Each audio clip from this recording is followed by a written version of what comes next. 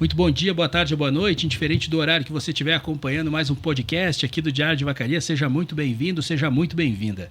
Estamos muito animados para começar a conversar sobre um assunto que chama a atenção de muita gente, não só aqui em Vacaria, mas do Brasil todo. É hora de trazer para a mesa do Diário de Vacaria o Mundo Pet. O Diário Pet entra no ar a partir de agora, ampliando um pouco mais o nosso espaço na turma aí dos pequenos animaizinhos. E para conversar, uma pessoa que entende, para começar esse podcast, uma pessoa que entende muito desse assunto, seja muito bem-vinda aqui, doutora Jennifer Vieira Sutil. Ela que é médica veterinária com especialização em oncologia e também proprietária da clínica veterinária Bicho VIP. Saiu nosso podcast. Boa tarde, Lucas. É um prazer estar aqui. E vamos lá, vamos falar dessa área que eu sou apaixonada, né? Que nasci para fazer isso e vamos lá trazer um pouco de conhecimento e boas informações aí pro pessoal. Que bacana. Tu sabe que eu fiquei muito feliz. Obrigado por ter aceito esse convite. A gente sabe que cada vez mais, a gente estava conversando antes aqui nos bastidores, mas assim, o crescimento das pessoas em torno, né, da relação com os animais mudou muito. As pessoas mesmo passaram a compreender que essa é uma relação que não é só com um animalzinho ali, é que aquele animalzinho já está dentro de casa. É isso? Tu sente isso no teu trabalho? Exatamente, muito. Assim, uma mudança dos anos, assim, com a evolução dos anos, é que o animal saiu do fundo do quintal que ele era antes e hoje ele é membro da família. O nosso paciente hoje, o nosso cliente hoje, ele tem o filho, né? É o filho dele que a gente cuida. Sabe que uma das coisas bacanas que a gente tem que começar esse podcast, Jennifer, quando a gente vê assim, quanto de assunto a gente tem para compartilhar com as pessoas, a primeira pergunta de todas, óbvio, é te perguntar como que começou essa tua jornada na medicina veterinária. Então, vai desde pequenininha, né? Quando eu era criança, meu sonho sempre foi ser veterinária, muito influenciado, claro, pelo meu pai. Meu pai já tinha esse sonho de ser veterinário, mas veio de família humilde, não teve condições de estudar. E eu, desde novinha, sempre tive essa vontade de ser veterinária. E os anos foram passando, né? A realidade foi chegando e eu realmente consegui. Eu entrei na veterinária, eu me formei no CAV, na UDESC, em Lages, na universidade pública, porque realmente a gente não tinha condições financeiras aí de bancar uma universidade particular. E, assim, foi realmente o que eu queria para minha vida e não podia ter escolhido carreira melhor. A veterinária... E aí, como que foram as experiências, assim, até tu chegar ao momento da Bicho VIP? Porque tem uma das coisas que a gente tem que falar hoje, que qualquer pessoa que passa pela universidade, logo depois se encontra com o mercado de trabalho. E aí começa uma construção. E a carreira do médico ou do médico veterinário, ela começa justamente abrindo, né, sua carteira de clientes, começando esse trabalho. Como que foi a tua? Então, a gente se forma em médico veterinário generalista, né? Tu se forma podendo trabalhar em diversas áreas, desde a inspeção animal, né, lá nos frigoríficos, até a área pet.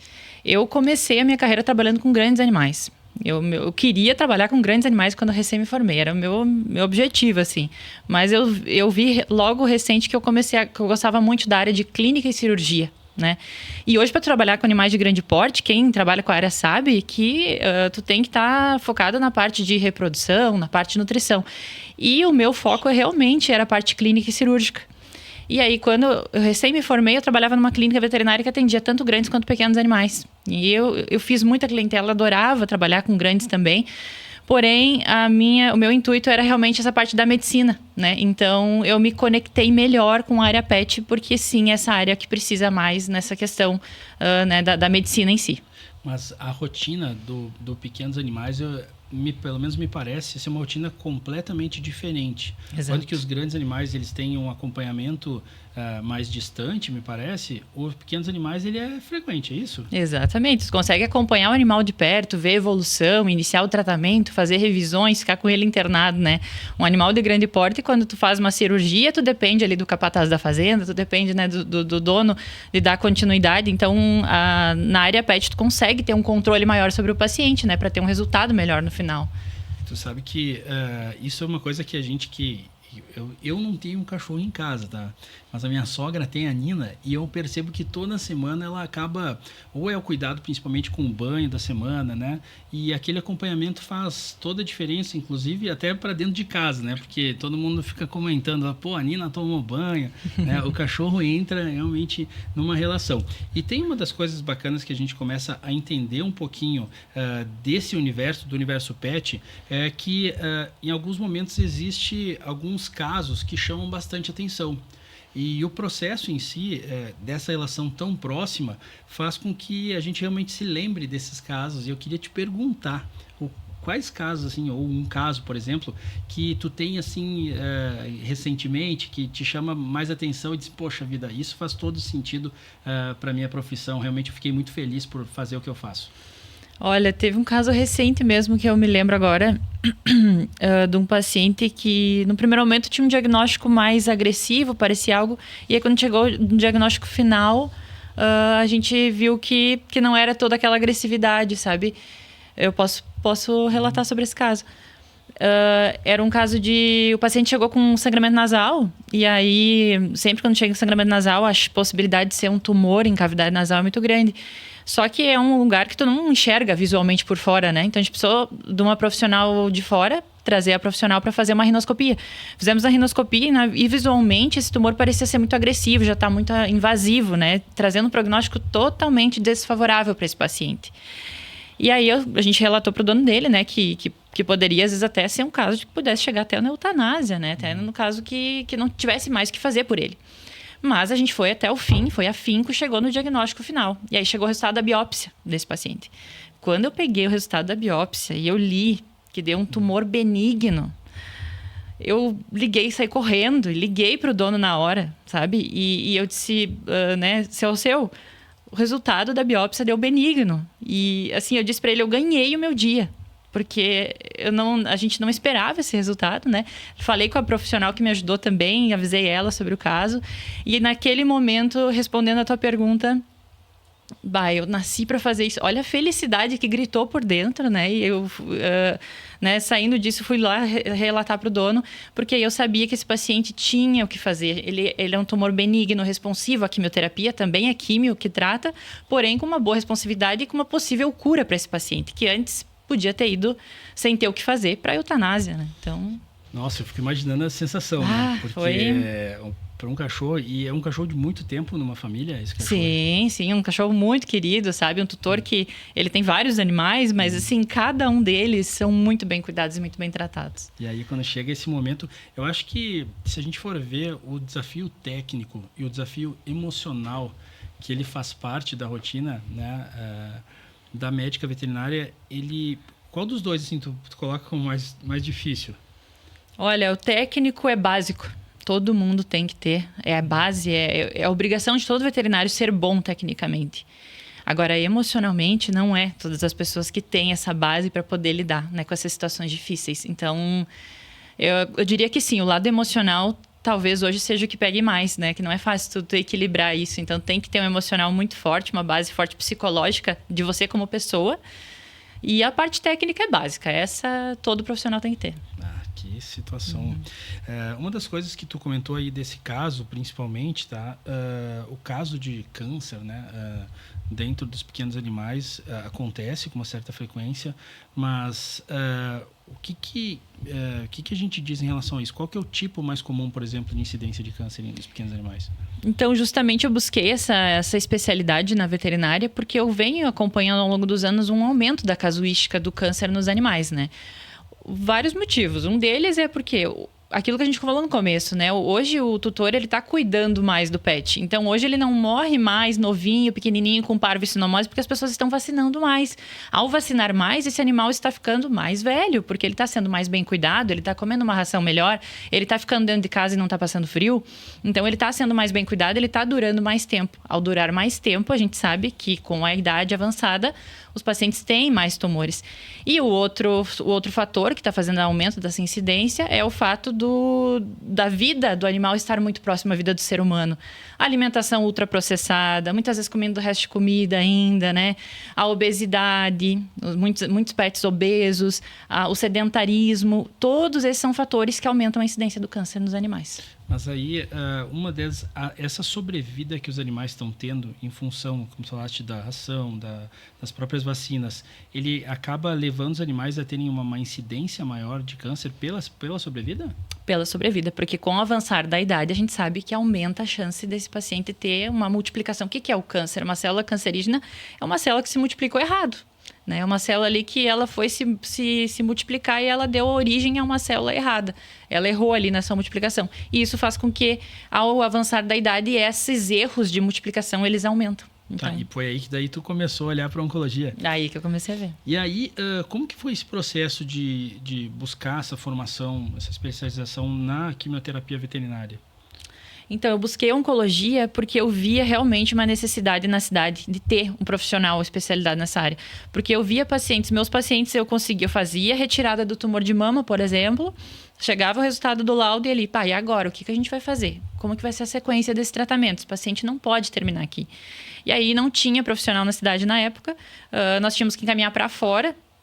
Os tutores tinham que levar para fora para fazer quimioterapia, muitas vezes sessões semanais, sessões quinzenais, né, ou a cada 21 dias, mas isso limitava. Muitos tutores não levavam os pacientes para o atendimento fora, externo. E aí eu vi, eu preciso me especializar nessa área, porque a incidência está muito alta, eu preciso isso para os meus pacientes, e então tem como a gente ter, né, uma sequência no tratamento depois. E a rotina muda? Assim, por exemplo, lá dentro da clínica, esse acompanhamento do paciente, ele precisa ficar durante todo esse período dentro ali ele fica contigo, ou ele vem para fazer a aplicação da químio? Como que em geral, uma regra, porque eu acho que cada caso obviamente vai ser um caso, mas é diferente a rotina? Ele fica internado durante todo esse processo? Como que é um tratamento quimioterápico para um cachorro? Não, é bem tranquilo. O paciente, normalmente, ele vai para a clínica, ele fica aí algumas horas na clínica, ele faz a aplicação, né? Tem N tipos de quimioterápicos, uns que são orais, tem uns que tomam em casa, por exemplo, tem outros que tomam injetável na clínica, né? Só uma seringa intravenosa e aplica e fica alguns minutos ou algumas horas na clínica e depois vai ser liberado. Outros é tipo um sorinho que desce na veia e aí também fica algumas horas na clínica, já é liberado no mesmo dia. E aí os protocolos são sessões ou semanais ou quinzenais, ou a cada 21 dias, dependendo de cada caso. E tem uma parte também que a gente pode falar sobre isso, é o aspecto também de como que esse animal ele reage à medicação. Porque quando a gente pensa, fazendo uma relação com mais o humano, a gente vê que o humano passa por um processo mais difícil da quimioterapia, né? As pessoas comentam muito, tá fazendo a quimio, tem náusea, tem enjoo. É diferente para os animais? É diferente, Lucas. Eu preciso desmistificar isso nos meus atendimentos todos os dias lá na clínica. Porque a pessoa já vem com aquela carga emocional de um familiar, de um amigo, né? De alguém próximo que passou por quimioterapia e passou pelo diagnóstico do câncer. E quando chega no pet dela ali, a pessoa trava. Não quero fazer quimioterapia, né? Às vezes já tem aquela trava ali pela experiência que ela passou com o ser humano. Mas no animal é diferente. No animal, na medicina veterinária, a gente foca na qualidade de vida e no bem-estar. É isso que a gente quer para o nosso paciente. A gente quer sobrevida, tempo livre de doença, mas nesse período, enquanto o animal está ali livre da doença, ele tem que estar bem, ele não pode ficar vomitando, passando mal, emagrecendo. O nosso intuito é entrar com a quimioterapia, mas num nível que ele aceite que ele fique bem. Por isso que o protocolo é bem individualizado, com base em cada paciente. Cada animalzinho. Estão tendo muitos avanços do ponto de vista desse tipo de químio? Ou é uma coisa que já está meio que estabilizada? Já faz algum tempo, sim, que já se estabilizou a quimioterapia, mas a gente tem outras coisas surgindo ao longo dos anos. Muitos estudos estão sendo desenvolvidos na veterinária, né? Eu participo seguidamente de congressos, né, de palestras aí a nível nacional, que a gente reúne oncologistas do Brasil inteiro e da região e de outros países também. E a gente vem surgindo assim, hoje, por exemplo, a gente tem criocirurgia, a gente tem eletroquimioterapia, que são outros tratamentos tópicos locais, né? Que associados à quimioterapia, dependendo de cada tipo de tumor e de cada paciente, tem uma recomendação específica. Hoje também, não acesso para nós, mas a nível São Paulo, Rio de Janeiro, né, a gente já tem outros tratamentos mais avançados, assim, que a gente consegue aplicar para pacientes, para tutores que têm, né, altas condições, mas isso um dia vai chegar para nós também. Então, a gente vai galgando aí, e estudando e sempre se atualizando para trazer o que tem de melhor. Que coisa. Sabe que a partir do momento que a gente começa a perceber que isso aí fica acessível, a gente realmente entende porque as pessoas também se sentem mais confortáveis até para ter um bichinho. Porque até então, antes, quando não se tinha a quimioterapia, né, ou a própria evolução das vacinas, eu pelo menos tenho a impressão que a sobrevida dos animais era um pouco menor. Com certeza. E aí a gente começa a perceber e ver que os animais ficam por mais tempo, né, com as pessoas. Isso faz as pessoas também dizerem, poxa, mas hoje em dia mudou bastante. Acontece isso? Tu percebe isso como uma realidade ou mais ou menos? Sim, porque hoje a gente tem outras, não só na área da oncologia, mas a gente tem acesso a outros tratamentos aqui, né? Hoje a gente tem profissionais da área de cardiologia, anestesia, que vêm fazer tratamentos aqui quando precisa, né? Ortopedia também. Então, tendo acesso na cidade hoje, a gente tendo acesso a outros profissionais, a medicina veterinária evoluindo, né? Isso por quê? Porque os tutores também estão investindo mais, isso possibilita com que a área se desenvolva, evolua e a gente consiga trazer tratamentos melhores. Então, sim, isso acaba que no final das contas as pessoas se sentem mais confortáveis de ter o pet porque a gente tem mais opções de tratamento. Voltando um pouquinho, Jennifer, na parte ali quando a gente fica falando sobre a parte oncológica, eu queria que tu contasse um pouquinho para nós sobre a importância assim do diagnóstico. Tem como o tutor perceber algum sinal? Em que momento o tutor deve dizer assim, olha, eu acho que eu preciso investigar o que está acontecendo aqui, porque eu não estou, não sei, não estou achando isso tão normal. É por aí? Os animais, muitas vezes, eles dão sintomas, né? O que é o mundo ideal? Que a gente faça os check-ups, né? Mas, se a gente não chegar no check-up e não diagnosticar antes do paciente ter sintoma, o que a gente pode observar? Nódulos cutâneos, bolinhas que começam a crescer, né, pelo corpo. Nas mamas das cadelas, que hoje, assim, os tumores mais... incidência maior são os tumores de mamas nas cadelas e os mastocitomas que são cutâneos nos pacientes em geral. Então, são nódulos na pele que são visíveis. Esses as pessoas conseguem visualizar e levar tempo para a gente poder resolver. Então, quanto mais cedo diagnosticar e saber se aquela bolinha, aquele nódulo que está ali, se ele é só um cisto, se ele é benigno, se ele é maligno, a gente consegue fazer esse diagnóstico com exames muito básicos, sem maiores intervenções, para depois tomar a melhor decisão. É benigno, é só um cisto, tudo bem, a gente não mexe. Mas até que se prove o contrário, tem que levar o animal para a gente saber se aquilo não é daqui a pouco um tumor maligno que tem que investigar. E internos também tem tumores que podem causar emagrecimento, falta de apetite. Todos são sintomas inespecíficos, mas que tem que ser levado para a gente investigar.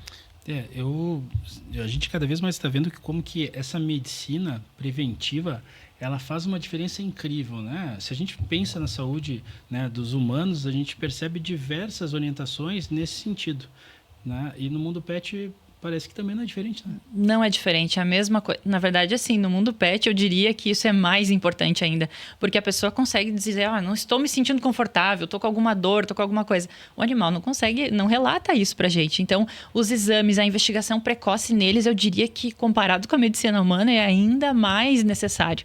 Porque aí você consegue diagnosticar quando está lá no começo, quando ele está só com um desconforto, alguma dor leve, que ele não vai demonstrar sintoma, ele não vai ter parado de comer ainda, ele não vai ter tido vômito ou diarreia, só vai ter sintomas assim quando às vezes a doença já está muito avançada. Então o check-up antes disso é essencial.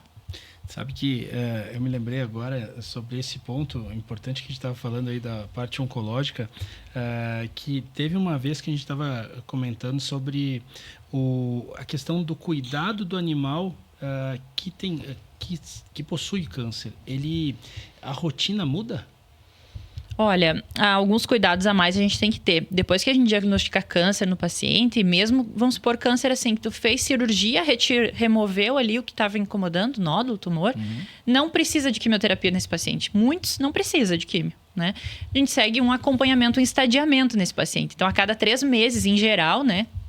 Tem as exceções, mas em geral, a cada 3 meses esse paciente tem que voltar à clínica para fazer exames de imagem, por exemplo. Fazer raio-x para ver se não está saindo nódulos no pulmão, fazer um ultrassom abdominal para ver se não está tendo nódulos abdominais, se não está retornando nada, se não está fazendo metástase, né? Fazer um acompanhamento de perto. A alimentação no dia a dia também pode ser diferente. Às vezes a gente tem que mudar a dieta desse paciente. Muitas questões a gente entra com suplementação que ajuda no sistema imunológico, porque um sistema imunológico bom faz com que o animal consiga reconhecer uma célula que está sendo multiplicada errado e muitas vezes esse tumor não volta. Eu fico pensando assim, se esse processo todo, né, até para o cuidador não deixa de ser uma oportunidade de ele mesmo aprender como cuidar do animal, porque a partir do momento que tu leva ele, né, para a clínica para iniciar o tratamento, o tutor também tem que prestar atenção nisso. Exatamente, perceber os pequenos sinais de como é que o animal tá, né? Eu noto que quando a gente, principalmente no paciente oncológico, que é o mais delicado, as pessoas se aproximam mais do pet nesse momento, sabe? Elas se tornam mais, às vezes, mais emocionalmente presentes na vida deles. Eu acho que é bem por aí. Eu acho que daí a gente fica um pouco mais preocupado, né? Que tem uma situação mais séria, mais complicada. Bom, eu acho que sobre a parte oncológica, tem mais algum ponto importante que a gente possa falar hoje? Eu acho que assim, a visão de oncologia tem que tirar um pouco dessa visão de que o câncer é morte, né? Hoje tem muito recurso, a gente tem muita coisa e possibilidade aqui na nossa cidade de a gente resolver muitos casos. E assim, o oncologista ele não surge na vida do animal só lá no final, lá quando ele está velhinho, quando o câncer realmente surge. Mas lá quando a gente vai fazer a vacina, na prevenção, sabe? É não deixar o animal ganhar muito peso, não entrar em obesidade por não aumentar a incidência de câncer. Quando o paciente chega lá, filhotinho, ele é todo branquinho, a gente já orienta, já fala que não pode pegar sol, tem que tirar do sol nas horas mais fortes do sol do dia. E a incidência, por exemplo, do sol aqui na nossa região sul é a região que mais tem câncer de pele do que comparado ao Nordeste, por exemplo. Por quê? Porque os animais, eles buscam o sol no frio, quando está frio. Então, o inverno é o período que tem que ter mais cuidado. Então, essas orientações, o oncologista já trabalha na prevenção. A gente não quer desenvolver câncer nos nossos pacientes. Quando ele surge, a gente está presente ali para fazer a melhor conduta e o melhor tratamento. Mas a gente já atua lá no filhotinho, na prevenção. É interessante porque se a gente começa a dar o passo antes da prevenção, né, com certeza ali no momento de fazer, né, o trabalho ele acaba sendo muito mais acessível, né? É outro quimioterápico aí, né? Não é tão agressivo. Exatamente, é o melhor momento. Mudando um pouquinho de assunto, tem duas perguntas que eu deixei separadas para fazer. Até a gente estava dando uma acompanhada no que estão falando no mundo pet. E uma pergunta curiosa, né, completamente fora desse assunto, mas eu queria te perguntar para a gente descontrair um pouquinho. Muitas pessoas têm perguntado se pode ou não pode dar um morango do amor pro cachorro. Eu quero te perguntar, qual que é a história desse morango do amor? Chegou no mundo pet, Jennifer? Olha, isso volta e meia surge essas perguntas, né, com relação aos doces, comidas que as pessoas gostam, né? E isso é muito comum, embora que parece que pra gente não dá chocolate, não dá doce, parece que é algo tão óbvio, mas não. As pessoas às vezes estão lá comendo e estão dando pro pet, né? Então o morango do amor não seria diferente, ainda mais com a febre que virou. Então, morango do amor, nem pensar. Nem pensar, não dá. Ele é puro açúcar ao redor, ele tem muito doce dentro, né? Puro carboidrato, né? Então, só vai fazer mal mesmo pro pet. Esse vamos deixar de lado, vamos deixar só para as pessoas mesmo. Deixa só para as pessoas. Outro ponto também que eu queria te perguntar, como esse é o nosso primeiro podcast, eu queria que tu contasse um pouquinho para nós, claro que brevemente, um pouco da tua percepção nessa trajetória que tu tem como médica veterinária aqui em Vacaria, sobre o que tu tem percebido do ponto de vista do comportamento das pessoas e dos seus pets aqui na cidade. Como que tu poderia contar um pouquinho da tua percepção sobre isso? Dentro da nossa cidade, eu percebo assim que ao longo dos anos vem acompanhando essa evolução que a gente percebe a nível, né, talvez até mundial, assim, nacional. As pessoas estão cuidando mais, estão mais próximas, muito ligadas emocionalmente neles, sabe? Fazendo com que esse pet hoje seja um membro da família. Então, ele é um membro da família, ele está presente nas horas da reunião de família, ele vai tomar banho na noite de Natal para estar junto com a família, ele está presente numa viagem, eles vão viajar, eles vão levar o pet junto, eles fazem assim todo aquele cuidado de vacinação para levar ele junto para poder, né, cumprir todas as regras que precisa de transporte. Então, hoje o pet está muito presente dentro da família, tanto assim no dia a dia, quanto a ligação emocional, né? Muitas pessoas, às vezes, perdem um pai, perdem uma mãe e chegam lá pra gente, contam essa história, e às vezes o pet tá ligado de alguma forma, porque meu pai faleceu, e aí o pet ficou pra mim, então ele é digamos, a extensão, sabe, daquela energia do pai ou da mãe. Então eu sinto muito isso hoje nas histórias que eu escuto todo dia no consultório. É muito interessante, assim, o quanto os animais trazem esse benefício para as pessoas.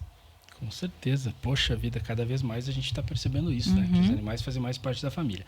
Bom, Jennifer, eu gostaria de te agradecer pela oportunidade que tu trouxe para nós de falar um pouquinho, né, não só do teu trabalho, né, o trabalho da Bicho VIP, mas também do trabalho que tu faz pela nossa comunidade e de a gente abrir esse espaço juntos aqui, sabe? Dessa ideia de a gente convidar as pessoas para trazerem informações importantes, informações que a gente gostaria de ampliar, de descobrir o que está acontecendo, comportamentos que fazem parte da rotina, e às vezes as pessoas têm alguma dúvida, né? Claro que todos têm seus veterinários para buscar essas informações, mas da mesma maneira a gente está acessível, pessoal, para que a gente possa ampliar o debate sobre assuntos importantes do nosso município, assuntos importantes sobre tratamentos. Eu acho que a gente pode falar uma hora também sobre a capacidade que a gente tem aqui no município também de fazer cirurgias em animais, né? Como tu falaste que antes, até então, os recursos eram muito limitados. A partir do momento que essas cirurgias podem ser realizadas aqui, a gente também pode falar um pouquinho mais desse universo de cirurgia que cada vez mais está evoluindo. Obrigado pela tua presença e semana que vem tem mais. Obrigada, Lucas. Obrigada pela oportunidade de estar aqui e falar sobre essa área que eu amo tanto. E quanto mais as pessoas participarem, trazerem o que eles querem saber, né? Qual é a dúvida, o que mais eles querem trazer aqui para o nosso... Isso vai enriquecer muito o nosso podcast para a gente realmente entregar o que as pessoas querem saber. Com certeza. Bom, pessoal, para você que acompanhou o Bicho Pet, ou melhor, o Diário Pet, pessoal, a gente fica muito feliz pela sua audiência. Esse é o nosso segundo programa, né, que a gente está construindo, o primeiro com a Jennifer aqui com a gente. O primeiro programa a gente fez com o pessoal da Secretaria da Agricultura, também teve o pessoal da OCIP, aqui da Amigo do Bicho, também teve o vereador Sequinato junto com a gente foi ampliando a causa pela perspectiva pública. Então agora, nesse momento, a gente vem para falar um pouquinho também sobre os recursos que estão disponíveis aqui no município. A nossa ideia, a partir desde o primeiro programa, mas agora a gente amplia, recebendo aí constantemente a presença da doutora Jennifer para falar um pouquinho para nós sobre o lado também que está acontecendo dentro da clínica, o lado que faz parte da conversa com cada um dos tutores que estão procurando ela, dúvidas, questões, tratamentos. Quanto mais você colaborar trazendo para nós as informações, mais a gente vai levar a informação para pessoas prestarem atenção nesses casos, por exemplo, que ela comentou sobre o diagnóstico precoce de um câncer ou outros sinais que fazem parte aí da rotina do seu pet. Continua acompanhando o trabalho do Diário de Vacaria, onde a informação acontece, a gente leva ela para você e a gente compartilha de uma maneira que a gente possa levar conteúdo inteligente para que isso, com certeza, traga para você um dia muito melhor. Valeu, pessoal. Até o próximo. Falou!